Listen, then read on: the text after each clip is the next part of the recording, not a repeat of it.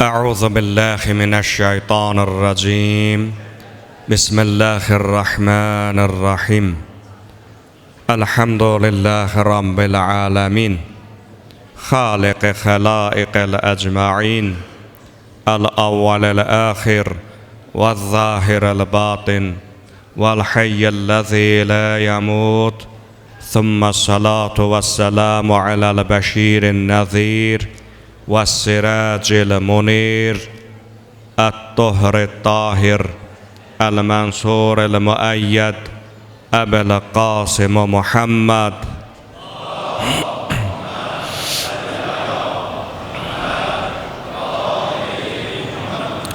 وعلى أهل بيته الطيبين الطاهرين المعصومين المنتجبين، فلعنة الله على أعدائهم ومنكر فضائلهم أجمعين من الآن إلى قيام يوم الدين. أما بعد، قال الحكيم في كتابه محكم الكريم: بسم الله الرحمن الرحيم. قال عيسى بن مريم: اللهم ربنا أنزل علينا مائدة من السماء تكون لنا عيدا لأولنا وآخرنا وآية منك وأرزقنا وأنت خير الرازقين. صدق الله العلي العظيم. Əziz və hörmətli möminlər, sizin hər birinizi həmi mübarək Ramazan ayı və həm də bu mübarək ayın sonuncu mübarək cüməsi münasibəti ilə salamlayır.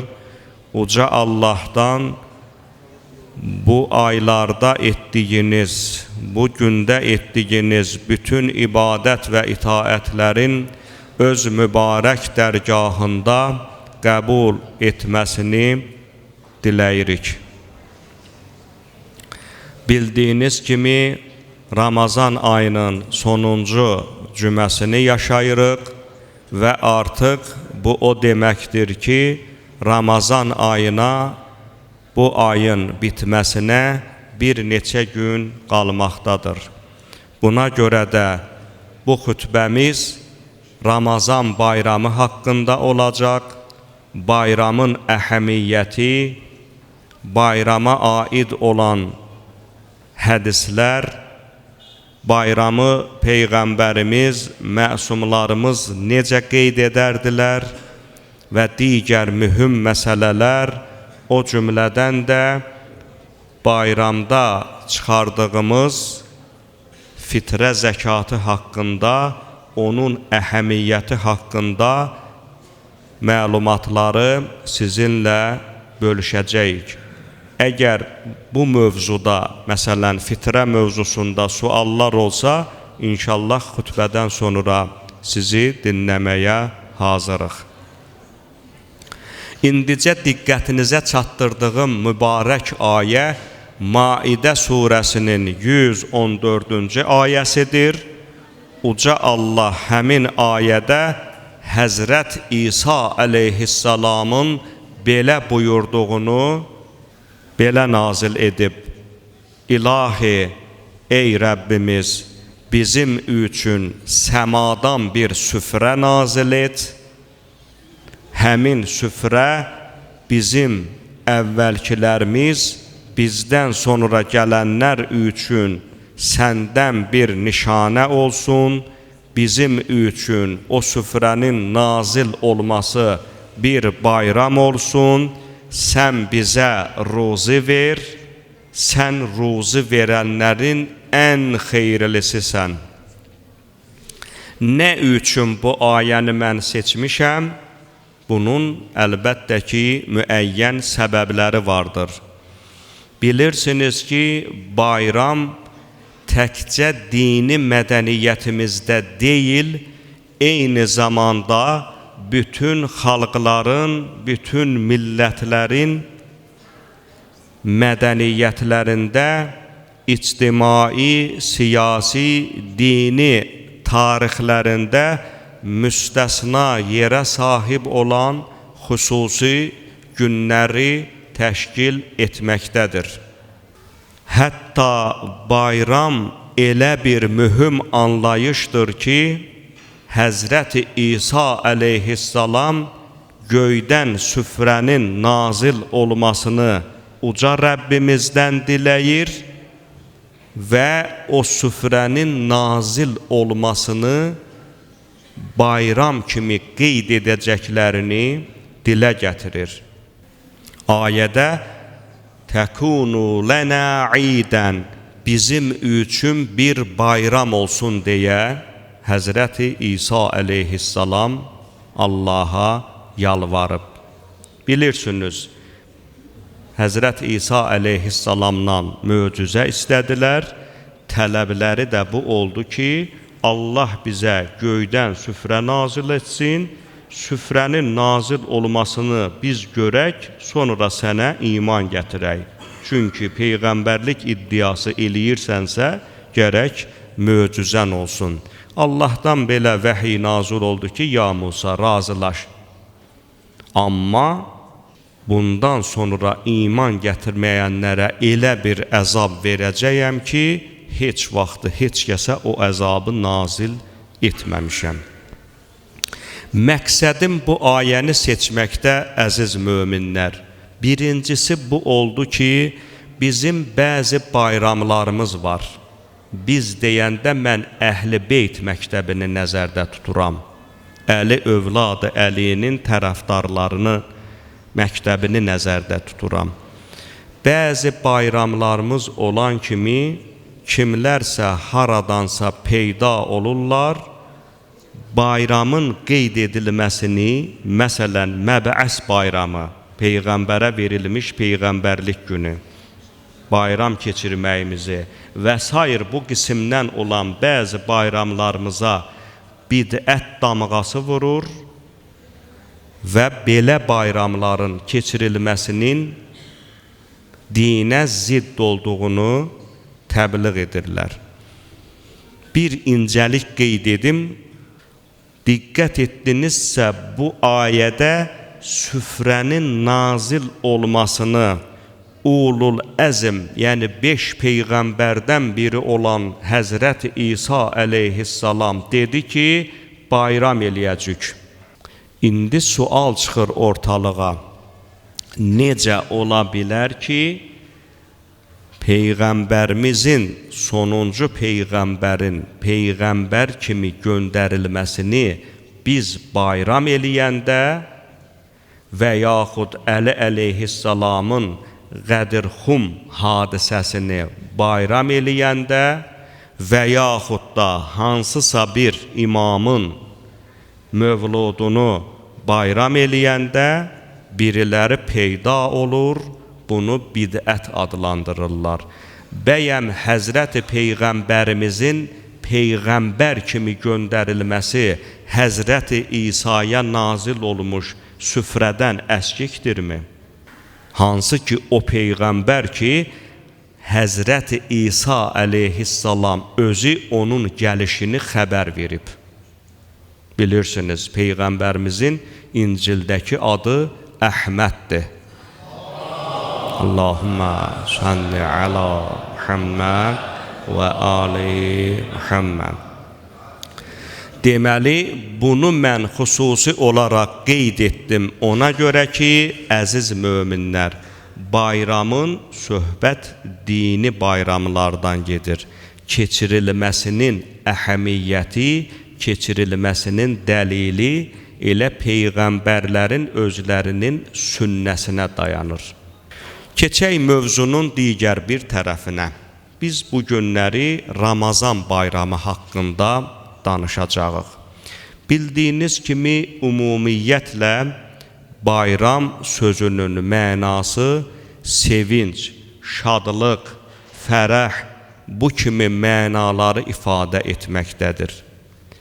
Ərəbistanda, Hicazda bayramlar cahiliyyə dövründə qeyd edilirdi. Məsələn, o bayramlardan biri Məkkəlilər Zat-ı Ənvat bayramı kimi qeyd edirdilər. Zat-ı ənvat bir ağac adı idi ki, ildə bir və yaxud da 2 dəfə həmin ağacın çevrəsinə toplanar, həmin ağaca cürbəcür əşyalar bağlayaraq ərəb müşrikləri öz hacətlərini o ağacdan diləyərdilər. Mədinə dövründə isə ərəblərin bayram etməsi haqqında xüsusi bir mənbə yoxdur ki, bu haqda müəyyən məlumatları verə.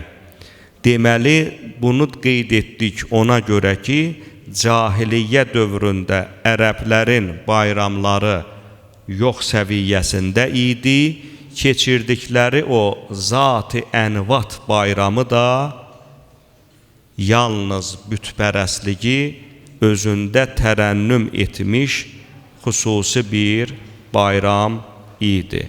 Lakin Peyğəmbər salavatullah elə ki Mədinəyə hicrət edir, elə ki hicrətin 2-ci ilində Ramazan ayı fərz edilir, Ramazan ayının bitməsi münasibəti ilə Peyğəmbər salavatullah həmin günü, yəni Ramazanın bitməsi növbəti ayın, Şəvval ayının biri Peyğəmbər salavatullah tərəfindən bir bayram kimi ümmətə təqdim edilir. Hədis mənbələrində belə bir hədis nəql edilir Peyğəmbər salavatullahdan ki, qadimtul Mədinətə və li əhlil Mədinəti yevməni yəl'abuna fihimə fil cahiliyyə. Mən Mədinə şəhərinə gələndə orada ərəblər cahiliyyə dövründə 2 günü bayram edər, 2 gün əylənərdilər, oyun əyləncə ilə məşğul olardılar. Və innəlləhə qad əbdələkum bihimə xeyran minhuma. Allah mənə belə əmr etmişdir ki, həmin o 2 gün cahiliyyə dövrünün ərəblərinin əyləndiyi o 2 günü 2 müqəddəs günlə əvəz edək. Onlardan biri Yavmul Fitri və Yavmun Nahr. Biri Fitir bayramı, digəri isə Qurban bayramıdır.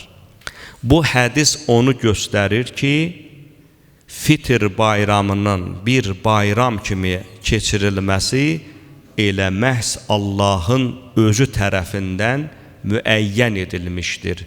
Çünki Peyğəmbərimizin kəlamında əbdələhullah ifadəsi işlənir. Yəni Allah cahiliyyə bayramını dəyişdirdi, əvəz elədi Fitir və Qurban bayramı adı ilə. Bəs İslamda bayramın hansı növləri var? Buna gərək biz əvvəlcə aydınlıq gətirək. Bayramın birincisi bir neçə növə bölünür. Bunu xatırladım ki, bayramlar. Birinci növ bayramlar əl-ə'yadu şər'iyyə adlanır. Yəni şər'i əsası olan bayramlar. Hansı ki onların haqqında elə indicə qeyd etdiyim hədis kimi mətn deyilib. Yəni bir ayə və yaxud da bir hədis olmuş olsun. Buna deyərlər şər'i bayramlar. Bizim şər'i bayramımız qeyd etdik ki 2'dir. Onlardan birincisi Fitir bayramı, ikincisi isə Qurban bayramıdır. Bu ümumi İslam ümmətinə aid olan bayramlardır. İkinci qrupa aid olan bayramlar adlanır Əl-Ə'yadul Muraddibə bil münasibətil İslamiyyə. İslamın hansısa bir münasibəti ilə, hər hansı bir İslami hadisə ilə bağlı olan bayramlar. Məsələn, bura aiddir Eidul Qadir, Qədir bayramı, bilirsiniz, Zilhiccə ayının 18-i Əhl-i Beyt məktəbində İmam Əli əleyhissalamın imamətinin elan edilməsi günü münasibəti ilə bayram keçirilir. Və yaxud da bayaqda qeyd etdiyimiz kimi Peyğəmbər salavatullahın Peyğəmbərliyə göndərildiyi məbəs günü Rəcəb ayının 27-si həmin günə təsadüf etdiyindən biz o günü də bayram kimi qeyd edirik. Və yaxud da Şaban ayının 15-i sonuncu höccətin mövludu münasibəti ilə Əhl-i Beyt məktəbinə mənsub olanlar o günü də bayram kimi keçirirlər. Bu, onu göstərir ki, hansısa İslami münasibətlə meydana gəlmiş bayramlar da vardır. Digər bir bayram isə Əl-Əyadul İctimaiyyə vəl-Vataniyyə, xalqların, millətlərin özlərinə məxsus olan ictimai, vətənpərvərlik və s. bu mövzuda olan bayramlardır. Bəzi alimlər bayramları ümumi olaraq belə qismlərə bölüblər.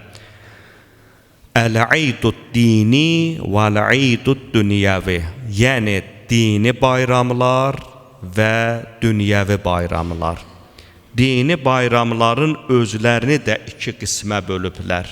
Birincisi Əl-İdul Mansus, yəni haqqında mütləq mətin deyilmiş, mətin yəni məsumdan nəql edilmiş bir bayram, Fitr və Qurban bayramı kimi və yaxud da ki, Qədir bayramı kimi. Bilirsiniz ki, Qədirxum bayramı məsum imamlarımızdan nəql edilmiş bir çox hədisdə dini bir bayram kimi çox tövsiyə edilibdir. Digər bayram isə Əl-İdu qeyri-mənsus adlanır. Yəni, haqqında məsumdan bir şey nəql edilməmiş bayram adlanır bu bayramlar. Bu bayramların ikinci növü dedik ki, dünyəvi bayramlar. Dünyəvi bayramlar nədir? Bunu da iki qismə bölüblər. Birincisi, şəriətə uyğun olan, baxmayaraq ki, dini bayram deyil, dini mətnlərdə o haqda bir şey nazil olmayıb, bir şey nəql olunmayıb, lakin xalqların, müsəlmanların qeyd etdikləri bayramdır. Din ilə də heç bir ziddiyyəti yoxdur. Məsələn, bizim Novruz bayramımız. Siz baxmayın, bəziləri Novruz bayramı gələn kimi fəallaşırlar. Sosial şəbəkələrdə ki, bu atəşpərəstlərin bayramıdır və s. və ilaxır. Bunlar boş-boş iddiadan başqa bir şey deyil.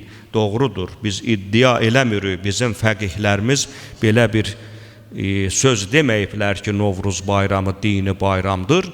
Lakin Novruz bayramının dinimizlə, şəriətimizlə heç bir ziddiyyəti olmadığına görə bizim o bayramı qeyd etməyimizdə heç bir qəbahət yoxdur. Bəzi mətnlərdə var Novruz haqqında nəql edilmiş hədislər, amma sənəd baxımından o hədislər zəif hədislərdir. Bəzi bayramlar da var, onlar şəriətlə ziddiyyət təşkil edər. İslam yalnız və yalnız şəriətlə, xüsusi ilə, tövhid inancı ilə ziddiyyət təşkil edən bayramların əleyhinədir. Necə ki, İslam gəldi, Peyğəmbərimiz zuhur elədi, Mədinədə artıq İslam dövləti qurulduqdan sonra bir çox hökmlər ki, nazil olandan sonra Peyğəmbər salavatullah o ərəblərin dinlə, tövhidlə ziddiyyət təşkil eləyən bayramlarının hamısını ləğv etmiş oldu. Deməli, bayramlar bölündü dünyəvi və dini bayramlara, dünyəvi bayramlar da bölündü iki qismə, şəriətlə ziddiyyət təşkil etməyən xalqlara mənsub olan bayram, dedik məsələn Novruz, bir də şəriətlə, tövhid inancı ilə ziddiyyət təşkil edən bayramlar, bunların keçirilməsini İslam bir mənalı şəkildə qadağan etdi. Bəs bayramın əhəmiyyəti nədən ibarətdir? Nə üçün bizim məsumlarımız təkid ediblər ki, biz bayramı qeyd edək? İstər fitir, istər qurban, istər qədirxum, istər məbəəz, istərsə də Əhl-i Beyt imamlarının mövlud mərasimi ilə əlaqədar təşkil olunmuş məclislərin təşkilinin əhəmiyyəti nədən ibarətdir? Birinci əhəmiyyəti ondan ibarətdir ki, ət-taatu vəl-qurb minəllah, Allaha itaət və yaxınlaşmaq mahiyyətini özündə daşıyır. Bu çox önəmli məsələdir, əziz möminlər. Bayram keçirərkən, istər dini, şəri bayramımız olsun, məsələn, fitir ya qurban, istərsə də milli bayramımız olsun, məsələn, Novruz kimi və s. Mütləq şəkildə orada itaət və qurbu unutmamalıyıq. İtaət Allaha boyun əymək, Allahın buyurduğu əmirlərdən kənar şəkildə iş görməmək, qurb Allaha yaxınlaşmaq. Namazı qılanda deyir ki, məsələn, qurbətən iləllah. Qurbət, yəni yaxınlaşmaq mənasını ifadə edir.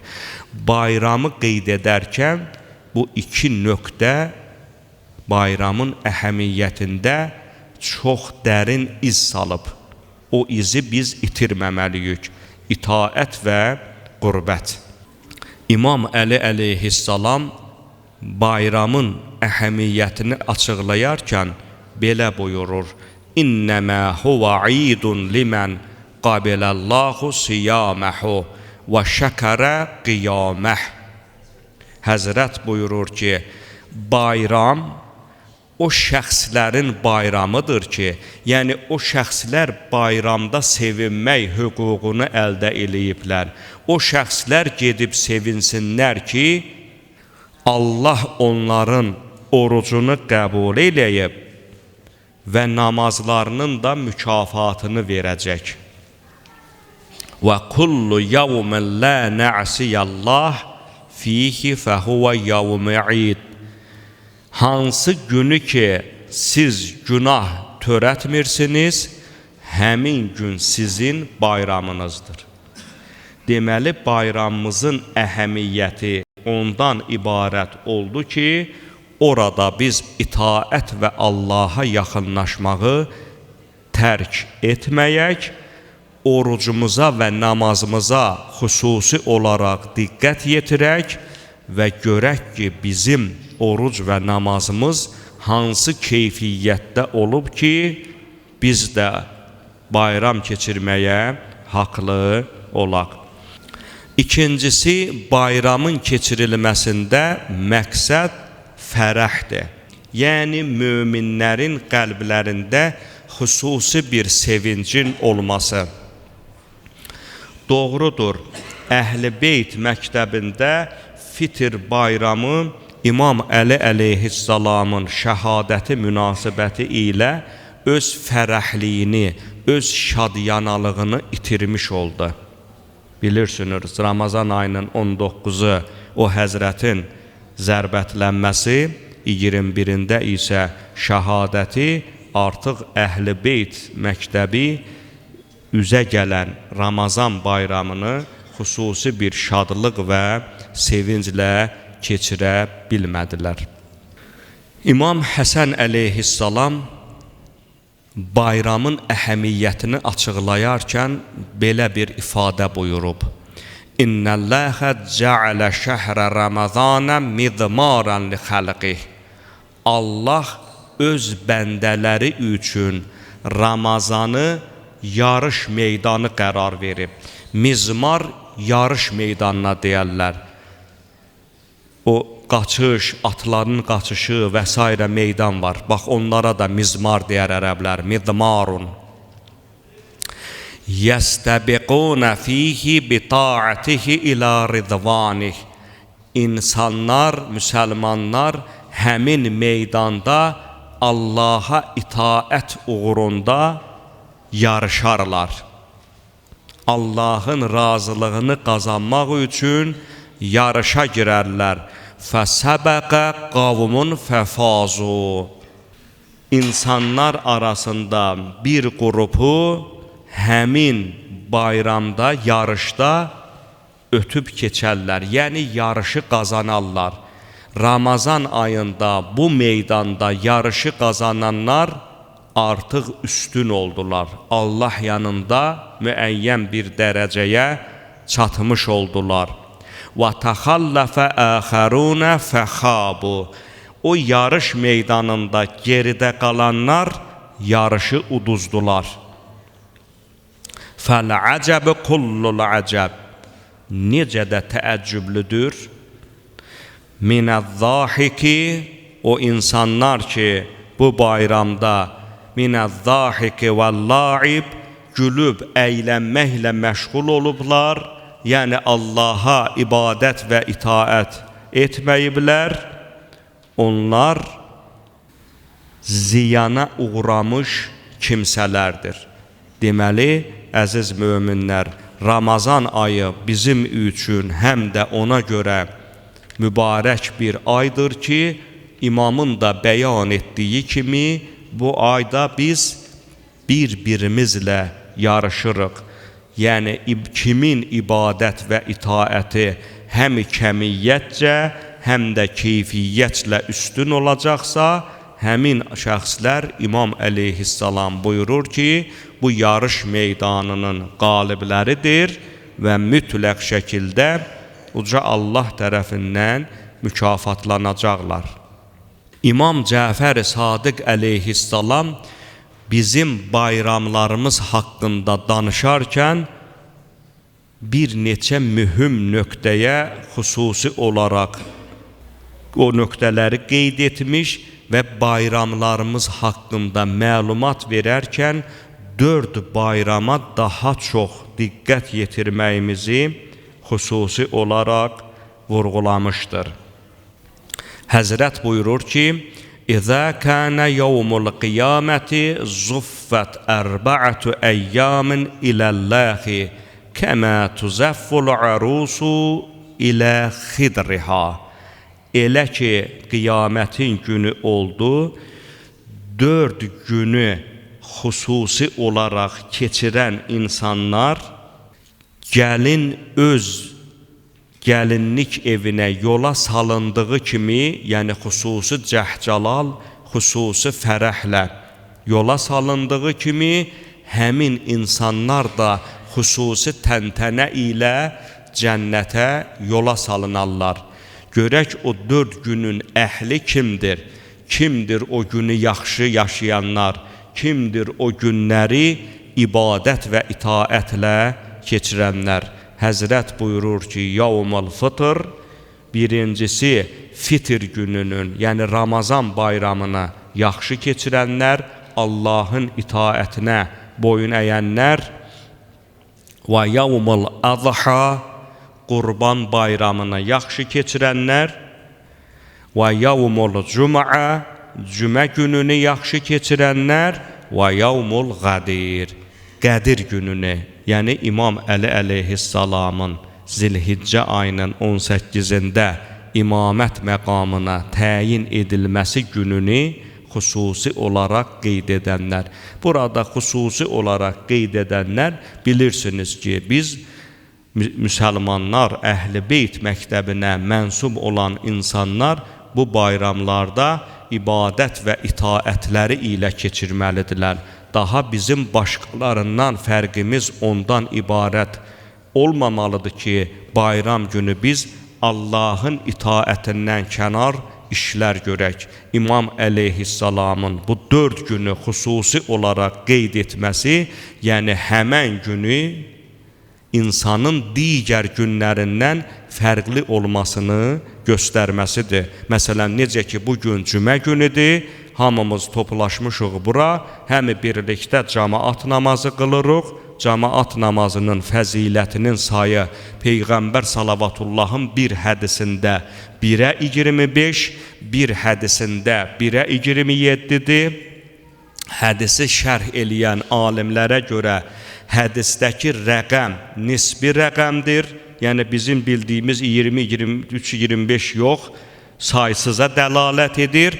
Ramazan ayına təsadüf edilən cemaat namazının sayı haqqında isə bir məlumat yoxdur. O mənada ki, Peyğəmbərimiz axı buyurur, hər kəs Ramazan ayında bir yaxşılıq etsə, o yaxşılığın əvəzi artıqlaması ilə ödəniləcəkdir. Deməli, Ramazan ayında etdiyimiz hər bir əməl, məsələn, xüsusi olaraq cemaat namazına toplaşmağın fəzilət və üstünlükləri digər günlərdə qıldığımız cemaat namazından daha əfsəldir. Və xüsusi ilə də cümə günü həmi Ramazan, həmi cümə gününün müqəddəsliyi bizim bugün etdiyimiz hər hansı bir əmələ, namaz olsun, sədəqə olsun, xoş bir təbəssüm belə Peyğəmbər salavatullah buyurur ki, müminin üzünə xoş təbəssüm etməsi sədəqədir. Yola düşmüş bir maniəni oradan qaldırıb cemaatın yolunu açmaq bir sədəqədir. Bunların Ramazan ayında və cümə günündə edilməsi şübhəsiz ki, fəziləti, savabı daha da artırmaqdadır. Bayram ona görə İslamda bəyəniləndir ki, əziz möminlər, bayram qohum-əqrabanın yoxlanılması, qohumluq tellərinin biraz da möhkəmləndirilməsi üçün bir fürsət ayıdır. İmam Məhəmməd Baqirul-Ulum əleyhissalam mübarək kəlamlarının birində görün nə buyurur? Leysəl-idu limən leysəl cədid. Bayram keçirmək təzə paltar almaq deyil. Əlbəttə ki, müstəhəbdir ki, bayram günü insanlar mümkün qədər təzə paltar alsınlar, ətirlənsinlər və s. İndi biz birazdan deyəcək Peyğəmbər necə bayram eləyərdi. İmam əleyhissalam məsələnin mahiyyətini biraz da dərinə aparmaq istəyir. Deyir, bayram keçirmək təkcə yeni paltar almaq deyil. Əl-idu limən əminəl vaid. Bayram odur ki, Allahın xəbərdarlıqlarından xəbərdar olasınız. Allahın verdiyi vəddən xəbərdar olasınız. Allahın vədi nədir? Cənnət əhlinə cənnətdə nələr verəcək? Cəhənnəm əhlinə cəhənnəmdə nələr ediləcəkdir? Bu Allahın vəididir. İnnəməl-idu limən ta'atuhu tuzid. Bayram odur ki, Allaha çoxlu şəkildə biraz da artıqlaması ilə ibadət və itaət göstərəsiniz. Leysəl-idu limən təcəmmələ bil-libasi vər-rukub. Bayram keçirmək, paltarlarınızı, miniklərinizi gözəlləşdirmək deyil. İnnəməl-idu limənğufirət ləxuz-zunubə fi leylətil-id. Bayram odur ki, sən bayram gecəsi günahlarının bağışlanmasını istəyəsən və bayram gecəsi də sənin günahların bağışlanmış olar. İmam əleyhissalam diqqət elədinizsə bu mübarək hədisində bizi zahiri şeylərə deyil, məsələnin batini mənalarına diqqət yetirməyimizi bizə tövsiyə edibdir. Bəs Peyğəmbər salavatullah bayramı necə qeyd edərdi? Əziz möminlər, bu haqda mənbələrdə kifayət qədər məlumatlar var. O məlumatların birində də belə qeyd edilib ki, Peyğəmbər salavatullah birincisi bayrama çıxan kimi qusul edərdi. Birinci iş qusul etməkdir. Bayram günü niyyəti ilə edilsə daha kifayət edər. İkincisi, bayram günü iftar edərdi. Sonra isə xüsusi bir vüqarla müsəllaya tərəf gedərdi. Müsəlla namaz qılınan xüsusi bir yerdir. O vaxtlar səhralıq kimi böyük bir ərazidə xüsusi yerlər ayrılardı. Həmən yerlərdə bayram namazlarıdır, bəzən cümə namazlarıdır, bəzən istisqa, məsələn, yağış diləmə namazı, hacət diləmək üçün o yerlərdə namazlar qılınardı. İndiki dövrümüzdə daha çox məscidlərə toplaşır insanlarımız. Xüsusi bir vüqarla iftarın etdikdən sonra qusul, iftar, ardınca da xüsusi bir vüqarla müsəllaya tərəf və ya məscidə tərəf gedərdi. Fitrə zəkatını verərdi. Fitrə zəkatını vermək namazdan öncədir. Olsa daha yaxşıdır. Əhval ruhiyyəsi çox şən olardı. Təkbir deyərdi. Bayram gününün müstəhəb təkbirləri var. Ailəli və dost tanışlarını, qohum əqrəbasının ziyarətinə çıxardı. Deməli, bayrama inşallah ki, nə vaxtı çıxsaq, o zaman bu şeyləri eləmək bizim üçün əlbəttə ki, müstəhəbdir. Hökm deyil, kimsə eləyə bilməsə narahat olmasın. Amma yaxşı olar ki, bu dediklərimizi ardıcıl şəkildə eləsin. Çünki hədis mənbələri Peyğəmbərimizin bayramları, xüsusilə də fitr bayramını qeyd etdiyim şəkildə etməsi haqqında bizə məlumatlar verir. Biz bilirik ki, fitr günündə, yəni hansı gün ki Şəvval ayına düşür, o günü Ramazan bayramı hesab edilir, fitr bayramı deyirlər ona, həmən günü fitrə zəkatı çıxarılır. Zəkatul fitrə.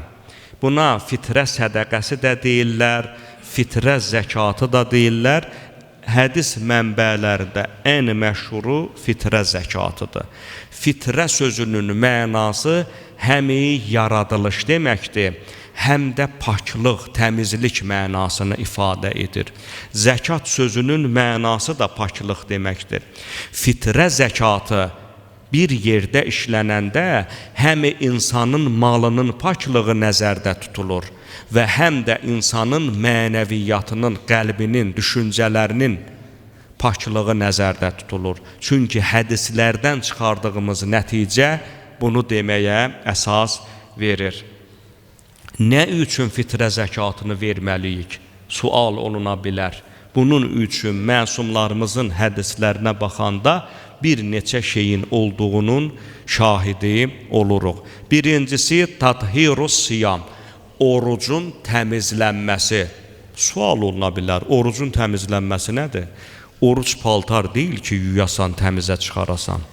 Maddi bir şey deyil ki, onu yumaqla biz təmizə çıxaraq.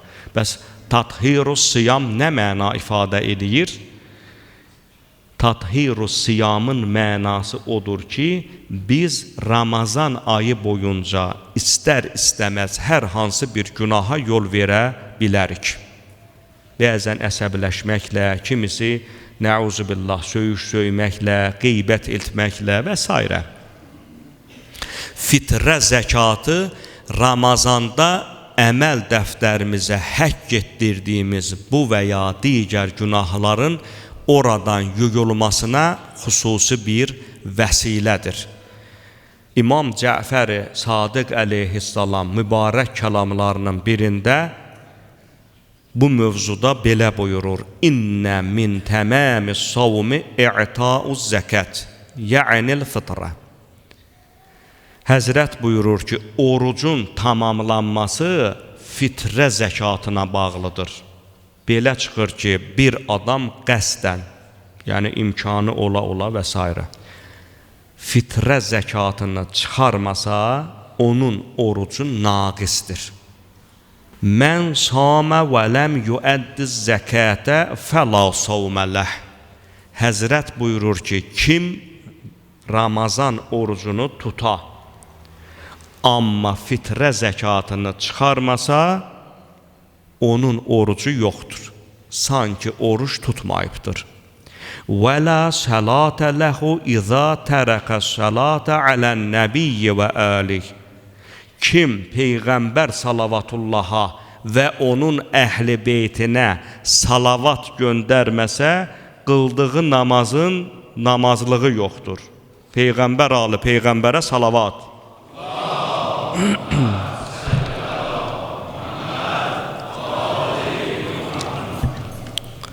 Fitrə zəkatının digər bir mühüm əhəmiyyəti nə deyirlər ona? Faydasız ölmək. Bunun qarşısını almaq üçündür. Deyir, zəkatul fitrəti əmənun minəl movt. Movtul fəcə, qəfil ölüm, xoşa gəlməz halda olan ölüm. İmam əleyhissalam buyurur ki, fitrə zəkatının verilməsi həm də ona görə sizə vacib edilib ki, qəfil ölüm, faydasız bir ölümdən uzaq olasınız. Elə İmam Sadiq əleyhissalamdandır hədis buyurur ki, mən əddə zəkatəl fitrə. Hər kəs fitrə zəkatını ödəsə, təmməməllahu ləhu bihə savmə. Allah həmən o zəkatın vasitəsi ilə onun orucunu tamama yetirəcək və kənə ləhu əmənən minəl mavti ilə sənətil qadimə. Gələn ilə qədər o şəxsin vecsiz, mənasız ölümünün qarşısını alacaq. Ölüm hamımız üçündür. Amma necə ölmək məsələsi var. Həmən o necə ölməyə işarədir bu. Ona görə də fitrə zəkatını mütləq şəkildə verməliyik. Yəni bu dərəcədə bizə faydası var. Mənəviyyat dünyası, bizim ruhani aləmimiz üçün belə faydası var. Fitrə zəkatının verilməsi üçüncü ona görə vacib edilib ki, zəkatul fitratı səbəbul li qəbulis siyam. Orucun qəbul olmasına bir vəsilədir. Qaləl İmamul Baqir aleyhissalam, İnnə siyamə şəhri Ramazana muallaqun beynəs səmai vəl ərd. Ramazan ayı göylə yer arasında sallaq bir iptir. Sallaq bir vəziyyətdədir. Və la yurfa'u illə bi zəkatil fitrə. O ipdən yuxarı dırmaşmaq üçün, yəni uca dargahda şanlı şərəfli olmaq üçün sizin Ramazan boyu etdiyiniz əməllər bağlanır fitrə zəkatına. Deməli, fitrə zəkatını ödəməklə biz Ramazan ayında etdiyimiz əməllərin uca dərgahda qəbul olmasına səbəb ola bilərik. Və digər ictimai səbəbləri də var. Bu üç nöqtə bizim daha çox o mənəvi əhəmiyyətini çatdırırdı fitrə zəkatının. Digər bəzi səbəblər də ictimai, sosial səbəblərə bağlıdır. Zəkatul fitrəti tədxulus sururu aləl füqəra. Fitrə zəkatı yoxsulların sevinməsinə bir vəsilədir. Qaləl İmamus Sadiq aleyhissalam, İnnəllaha əzzə və cəllə fərədə zəkatəl fitrəti tuhrətən lissaimi minəl lağvi və rəfth. İmam əleyhissalam buyurur ki, Allah fitrə zəkatını ona görə ödəməyi fərz edib ki, bütün boş-boş danışdıqlarınız yuyulub aradan geçsin. Ramazan ayı boş-boş danışmaq olmaz. Boş-boş danışıq, qeybətdir, qulaq asasan, o da həmçinin və s. Və tu'mətən lil məsakin, yoxsulların yemək yeməkləri üçün, onların da qarınlarına bir şeylərin getməsi üçün vacib edib. Fəmən əddəhə qəbləs səlati fəhiyyə zəkatun məqbulə. Hər kəs fitrə zəkatını bayram namazından öncə çıxartsa, fitrə zəkatıdır. Və mən əxxərəha anəs-salati fəhiyyə sədaqatun minəs-sadaqat. Hər kəs bayram namazından sonra çıxartsa, o sədaqələrdən bir sədaqə kimi hesablanar. Ona görə də fəqihlərimiz bu hədisə istinadən belə buyurublar ki, müstəhəbdir ki, bayram namazından öncə fitrə sədəqəsini və ya fitrə zəkatını çıxarasan, sonra namaza gedəsən və ya namazı qılasan. Fitrə zəkatının ödənməsinin 5-ci əhəmiyyəti, əziz möminlər, bəla və müsibətlərdən uzaq olmağımızdır. Zəkatul fitrati tudfa'ul bələ. Fitrə zəkatı bəlaları dəf edər, bəlaları mömindən, müsəlmandan uzaqlaşdırar. Qaləl İmamur Rıza aleyhissalam, 8-ci imamımız belə buyurur, Zəkatul fitrati təc'alul mələ nəmiyən. Zəkat, fitrə zəkatı, fitrə sədəqəsi, yəni hansı ki Şəvvalın birində ödeyirik ha, o zəkat mal dövlətinizin bərəkətli olmasına, malınızın artmasına səbəb olar. Və tədfəul bəlaə, bəlaları sizdən uzaqlaşdırar. Və təhfəzul insana minəşşurur. Fitrə zəkatını ödəyən hər bir insan Allah tərəfindən mühafizə olunar, qorunar.